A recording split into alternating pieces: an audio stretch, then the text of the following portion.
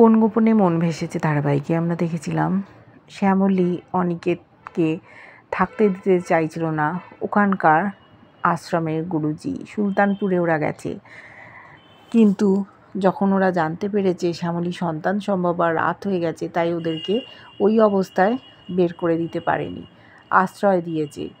সন্দেহ করছে গুরুজি তার লোকজনদের বলে দিয়েছে, তোমরা সবাই ছেলে মেয়ে দুটোকে নজরে নজরে রাখবে, কোথায় যাচ্ছে না যাচ্ছে সব খবর চাই। যে ঘরটাতে মেয়েটা অসুস্থ অবস্থায় ছিল সেই ঘরে ওরা খানিকক্ষণ আছে, দরজা আটকে দিয়েছে, কথা বলছে। অনিকেত খুব ভয় পাচ্ছে, এই অবস্থায় শ্যামলীকে এখানে রাখা ঠিক হবে না। শ্যামলী যতই বলুক ওকে নিয়ে সকালে চলে যেতে হবে, শ্যামলী রাজি হচ্ছে না, বলছে তুমি আমার উপর একটু ভরসা রাখো। আমার মনে হচ্ছে এই আশ্রমেই কোনো না কোনো আমরা ক্লু পাবো, সেখান থেকে আন্না ভাইকে ধরবো, ওর কুকীর্তিগুলো আমাদের সামনে চলে আসবে, আমরা সুরক্ষিত হয়ে যাব। তাও অনিকেত ভয়ে অস্থির হয়ে যাচ্ছে। সেই সময় যে মেয়েটির অসুস্থ ছিল তার মা ডাকতে এসছে, ওদেরকে একটি ঘরে নিয়ে যাচ্ছে। অন্য ঘরে ওরা চলে গেল। সেখানে অনিকেত খানিকক্ষণ থাকার পারমিশন নিল, ওখানে মেয়েরা থাকবে। একটা ছিমছাম ঘরে ওদের আশ্রয় দিল, খাবার এনে দিল যাতে ওরা খায়, চিড়ে দই জাতীয় কিছু খাবার। অনিকেত হাত ধুয়ে শ্যামলীকে খাইয়ে দিচ্ছে। শ্যামলী বলছে, আমি কি খেতে পারি না? অনিকেত বলল, আমি তোমায় খাইয়ে দেবো, তুমি চুপচাপ খাও। খানিকটা খাওয়ার পর শ্যামলী আবার অনিকেতকে খাইয়ে দিল। অনিকেতের ভয় যাচ্ছে না, কি করে এখান থেকে যাবে, এদের চক্রবিহনে ফেসে যায়। অন্য সময় হলে এত চিন্তা করতো না, যেহেতু বাচ্চা হবে তাই আরও ভয় পাচ্ছে। শ্যামলী আর বাকি মহিলারা একটা ঘরে রাতের বেলা শোবে, আর ছেলেরা অন্য ঘরে। গুরুজির কথা মতো চলে এসছে ওদেরই একজন বিশ্বস্ত মহিলা, যে দেখতে এসছে যে অনিকেত শ্যামলী যে ঝোলাগুলো নিয়ে এসেছিল সেই ঝোলার মধ্যে কিছু আছে কি না। অনিকেতের ঝোলাটা দেখেছে, সেখানে কিচ্ছু নেই। শ্যামলীর ঝোলাটা দেখছে, সেখানেও কিছু পেল না। দেখলো একটা পানের ডিবে, পানের ডিবেটা খুলেছে, দেখলো অনেক পান। ও ভাবছে, বাবা মেয়ের তো পান খাওয়ার শখ দেখছি। ওটা বন্ধ করে রাখতে যাবে, সেই সময় একটা ফোনের আওয়াজ, ভাইব্রেশন সাউন্ড হচ্ছে। ভাবছে কোত্থেকে আওয়াজ হচ্ছে, পানের ডিবেটা খুলে দেখে পানের তলায় ফোন, আর শ্যামলী অনিকেতের অনেক বিয়ের ছবি। বুঝতে পারলো এরা কোনো প্ল্যান করে এসছে, এবার গুরুজিকে খবরটা দিতে হবে। ও যখন বন্ধ করছে সেই সময় শ্যামলী চলে এসছে ঘরে ঝোলাগুলো নিতে। ভয় পাচ্ছে, সব কি দেখে ফেললো। যে মেয়েটি ওদের ঝোলাগুলো দেখছিল সে বলছে, আমি তো তোমাদের জিনিসগুলোই দিতে যাচ্ছিলাম, এই নাও। শ্যামলী তাও একবার চেক করে নিল।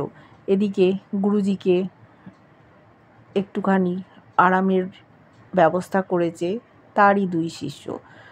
সেই সময় মেয়েটি ছুটতে ছুটতে গেছে, বলছে, গুরুজি আমাদের ভুল হয়ে গেছে। বলছে, কি ভুল হয়েছে? বলছে, এই ছেলে মেয়ে দুটোকে আশ্রয় দেওয়াটা ঠিক হয়নি। বললো, কেন? বলছে, ওদের হাতে ফোন আছে। বললো, ফোনটা আনলে না কেন? বলছে যে আনতাম, কিন্তু শ্যামলী চলে এসেছিল, ও ছদ্ম নামে আছে।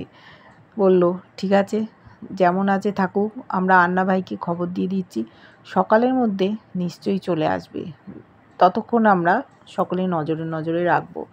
শ্যামলী বুঝতেও পারল না কি ঘটে গেল। ও মেয়েদের মধ্যে একটা খাটিয়াতে শুয়ে পড়ল। ওদিকে অনিকেতকে নিয়ে ছেলেরা চলে গেল। দুই তরফ থেকেই পাহারা দেওয়া হচ্ছে। অনিকেত দেখছে যে এত রাতেও বাইরে কেন আলো আসছে, কিসের আওয়াজ, গাড়ি ঢুকছে কেন, নিশ্চয়ই কোনো ব্যাপার আছে। ও সন্তর্পণে বেরিয়ে গেল ঘর থেকে, দেখতে হবে ব্যাপারটা। দেখছে আড়াল থেকে একটা ঘরের মধ্যে খালি মাল ঢোকাচ্ছে আর তালা লাগিয়ে দিচ্ছে। ওরা যখন সরে গেল সেই সময় অনিকেত ভাবছে, আজকের রাতটাই আমার হাতে আছে, এছাড়া কোনো উপায় নেই। শ্যামলীকে ফোন করবে ভেবেছিল, ভাবলো না, ও তো অন্য ঘরে আছে, ফোন করা যাবে না, যা করার ওকে করতে হবে। ইঁট দিয়ে তালা ভাঙতে যাচ্ছে, এছাড়া কোনো উপায় নেই। কেউ তো আশেপাশে নেই, যদি আওয়াজ পায়। ডেসপারেট হয়ে গেছে, ভাবলো আওয়াজ পেলে পাবে, তাই ও ইঁট দিয়ে তালা ভেঙে ঘরের দরজা বেজিয়ে ভেতরে ঢুকে গেল। এক একটা পেটি দেখছে, এক একটা পেটিতে এক এক রকম জিনিস, কোনোটায় ড্রাগ, কোনোটায় রিভলভার। ও অবাক হয়ে যাচ্ছে। হাতে ফোন ছিল, ফোন দিয়ে ভাবছে ছবিগুলো তুলে নি। ছবি তুলছে, পেছন থেকে কে একটা ওর মাথায় মেরে দিল। মাথায় মারতেই ও শুয়ে পড়েছে আর চিৎকার করেছে শ্যামলী বলে। ওদিকে শ্যামলী অঘরে ঘুমোচ্ছিল, উঠে পড়েছে ঘুম থেকে। ভাবছে অনিকেতের গলা পেলাম না, কি হলো। উঠে বেরোতে যাবে, সেই সময় আশ্রমের একটা মেয়ে ওকে আটকে দিয়েছে। বলছে এখন তো অনেক রাত, তুমি কোথায় যাচ্ছ, তোমায় যেতে হবে না, এ নাও একটু জল খাও, দিয়ে শুয়ে পড়ো। ওকে আবার শুইয়ে দিল। এদিকে অনিকেতকে ওরা মেরে ওখানে ভাবছে কি করবে। গুরুজি ওখানে এসছে, ফোনটা দেখতে পেয়েছে, বুঝতে পেরেছে এরা শ্যামলী অনিকেত। বলল একটা কাজ কর, ওই শ্যামলীর ফোনে এর ফোন থেকে একটা কল দে, একটু কল দিয়ে ছেড়ে দিবি। ছেড়ে দিল। বলছে এবার মেসেজে লিখবি যে আমি সন্দেহ করছি এদের একটা লরিতে কোনো মাল আছে, আমি লরিটা ধরার জন্য পেছনে ধাওয়া করেছি, সন্ধ্যের আগে ফিরবো না, তুমি আমাকে ফোন করো না, আমাকে তুমি পাবে না।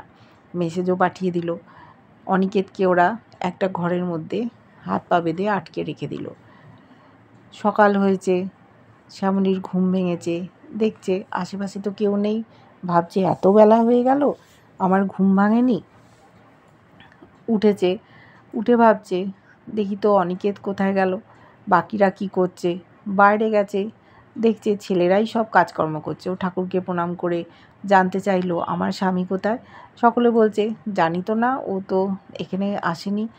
আচ্ছা আমরা দেখছি, কাজটা সেরে নিই, তুমি বরং ওদিকটায় দেখো। ওরাই যে মেরে গুম করে রেখেছে বুঝতে পারছে না।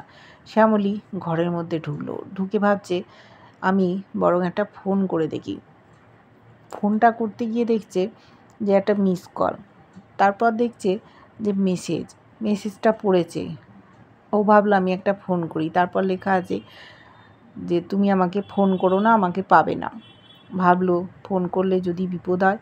তারপর এটাও ভাবছে অনিকেত আমাকে এই অবস্থায় এখানে ফেলে চলে যাবে, সেটা কি করে সম্ভব, অন্য কোনো বিপদ আসেনি তো, অনিকেতের কিছু হয়নি।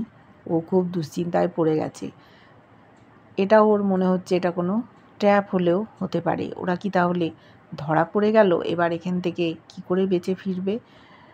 ওদের আর ফেরার মনে হয় পথ নেই। আন্না ভাই শিগগির হয়তো ওখানে চলে আসবে, অনিকেত আর শ্যামলী দফারফা শেষ করবে। দেখতে থাকবো এরপর ওদের কি হাল করে আন্না ভাই। কেমন লাগছে ধারাবাহিকটা জানিও। ভালো লাগলে লাইক কমেন্ট সাবস্ক্রাইব করে যারা ফেসবুক পেজ থেকে দেখছো ফলো করে সাথে থেকো।